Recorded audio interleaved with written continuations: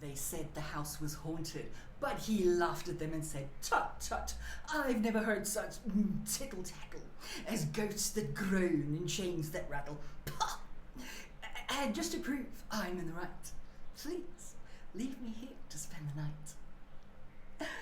They winked absurdly, tried to smother their ignorant laughter, nudged each other, and left him, just as dusk was dawning with a hunchback moon and the screech owls calling.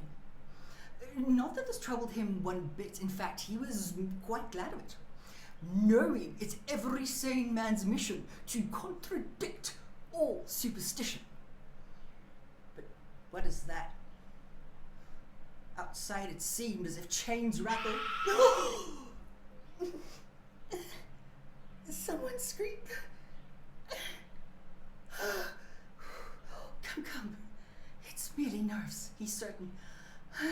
But just the same, he draws the curtain.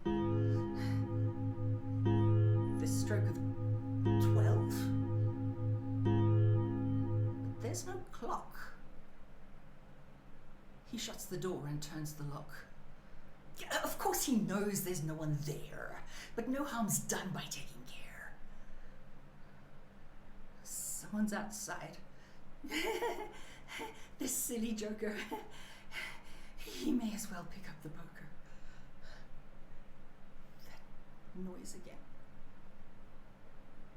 He checks the doors, shutters the windows, makes a pause to seek the safest place to hide. Oh, the cupboard's strong. He creeps inside. Not that there's anything to fear, he tells himself, when at his ear a voice breathes softly. "How do you do? I am the ghost. Pray, who are you?"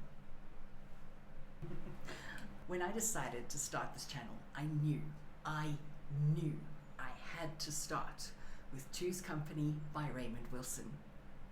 I first heard this poem when I was in grade 5.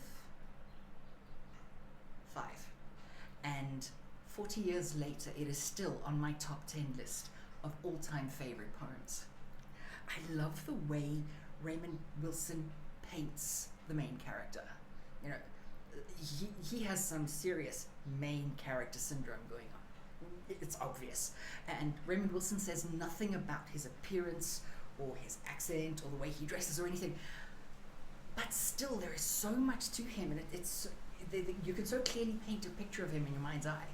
And obviously everyone's will be different, but in my mind, he's this, shall we say, colonial gentleman with a hook nose, buck teeth, weak chin, all the better to look down on you with, my dear. Ho ho.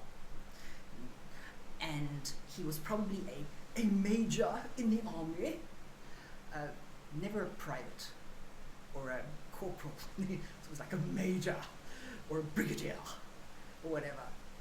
And you just know he wears a beige safari suit with socks up to the knees and those ridiculous pith hats from yesteryear. Oh, and the mutton chops. Gotta have mutton chops. This is the picture in my mind. This is the man. And he is the smartest in the room, he is the bravest in the room, he is the richest in the room, he is the most everything in the room that you can think of. And heaven forbid if you tell him otherwise.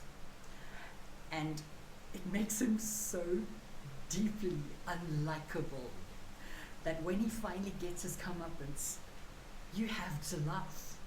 You cannot face that last moment with a straight face. You have to laugh. This poem is Schadenfreude in gold form. It is just absolutely perfect. And oh my God, the way the ghost is so well mannered. It's like, "Pleased to meet you. Would you like to shake my hand? Who are you?" It just cracks me up. Something terrible.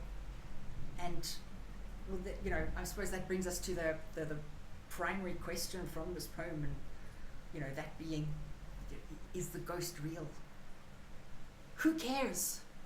Who cares? It's just so much fun watching him, get his just desserts that I really don't care if it's a prank or if it's a real ghost. Go on, ghosty. 10 out of 10.